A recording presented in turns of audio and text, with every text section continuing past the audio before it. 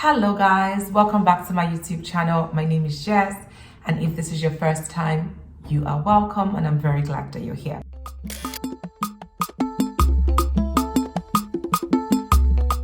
Ta-da! Welcome to the first Q&A series. This is part 1 of the Q&A series, and the first question for today is, how do I get a job in the Netherlands with sponsorship? Now, this question is an evergreen question that I just keep getting asked almost every week. Let's dive in. The first thing, which is the most important thing for you to note, is that not every employer in the Netherlands can sponsor a work visa. What this technically means is that you may be applying to the wrong companies. The job might be a perfect match to your skill set and your experience, but the company cannot actually relocate you even if they wanted to. Let me shed some light on this. In most cases, an employer must first be considered a recognized sponsor by the IND before they can even relocate anyone or sponsor you with a visa. Because if someone is going to if a company is going to relocate you over a job, it means they're going to have to sponsor your visa as well.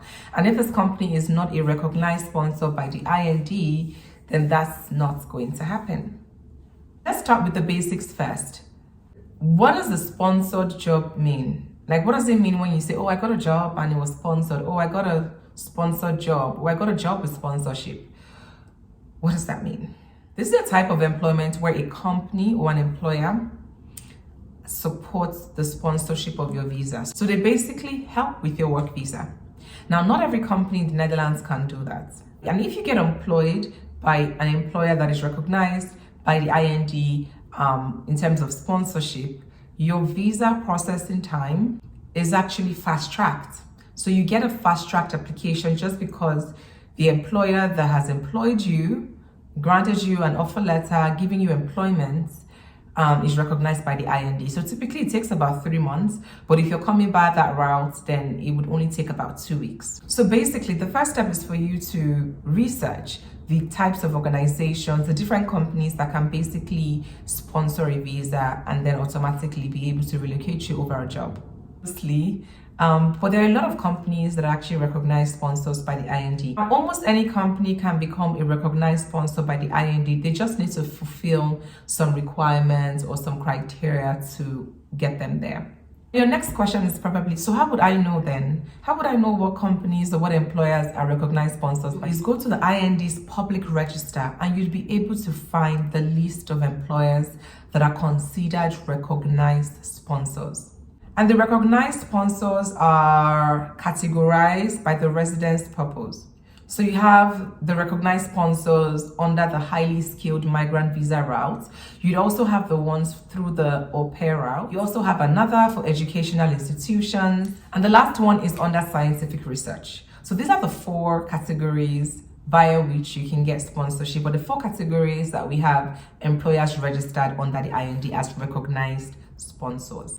Let's do a quick recap. Step 1 is basically recognizing that not every organization or employer or company can sponsor your work visa. So there's no point applying to those organizations, right? Second step is then to research and have it handy those companies that can actually sponsor the visa or work visa or work permit. You can then take the next step of identifying the organizations of interest to you. So maybe you want to go into tech, or maybe your background and experience has been in FMCG. Whatever rocks your boat, really. I can't tell you what companies to apply to, what industry to apply to. It's really up to you, but you definitely cannot apply to all of them. So you need to create a bit of a niche for yourself and then streamline your search based off of that. Another route that you can take if you want to get a sponsored job in the Netherlands is, if you want to work with an organization, for instance, that is not a recognized sponsor by the IND, you can go through recruiting agencies. Let me not call these guys recruitment agencies. I'm just going to call them umbrella companies. Now, there are some companies that pose, they don't pose, and that sound like scammers. They're not scammers. They're legitimate organizations, registered, everything on point. But there are companies that are referred to as umbrella companies. So basically, even if a company wants to hire someone from, I don't know, Zimbabwe or something, and they are not recognized sponsors, they can't do it, they can come through an umbrella organization. Now, that umbrella organization would be the sponsored, the recognized sponsor, and then they would come through the organization to get into the company. So these companies will basically act as your employer, but you're technically working for this other company. This is why I call them recruitment agencies in some sort. Like, it's almost like outsourcing, but it's not the actual organization that you'd be working with directly that would bring you into the Netherlands. It's those companies that are called umbrella companies. I hope that's clear. The only thing with this route is it's going to come with a cost to you personally, because the employer is not going to want to pay for any of that. So you may end up taking a pay cut, you may end up getting some part of your salary, going into that just so you can get your visa sponsored. So basically that umbrella company would register with IND and be the sponsors, get you the work, the employment letter, and then you're here. Now, I don't know anyone personally that has come through this route, so I don't know if I highly recommend it, but I know it is doable. In the course of my research, I stumbled on this and I read about it extensively, and it's a real thing. It's a real thing such that the employer might be the one to suggest it, or you might be the one to suggest it. And if anyone knows any umbrella companies, they can refer to you. You can then come through them, but just know that it's going to come to you at a cost. The other step you can take is, beyond looking at the companies that are recognized sponsors, you need to also do a research around organizations that actually hire internationally. Now, some people may be recognized sponsors, but they don't really hire internationally as often as you think, or as regularly as you think. Maybe they just like to hire locally in Europe. Well, if you're in Europe, you don't actually need that, so maybe not Europe. But they may not hire technically from Africa. I don't know. You need to do your own research so you can know where those companies typically hire from. So what I typically tell people is, like, if you look up company A, you see that they're IND sponsors, you check out the jobs that they have. Also do well to check out their LinkedIn or find ways to know who their employees are and their employee groups. You can tell where people came from their career trajectory. If you look at my LinkedIn, for instance, you'd see that, hey, this girl works in Nigeria, now she's working in the Netherlands. So it's obvious that it's the job that brought me here, just looking at the timeline. So some research has to be put in, if you're serious about this. The other tip I'll share when it comes to looking for a job in the Netherlands is actually two things, but two in one. You need to understand the different terminologies for the different skill sets of the different jobs.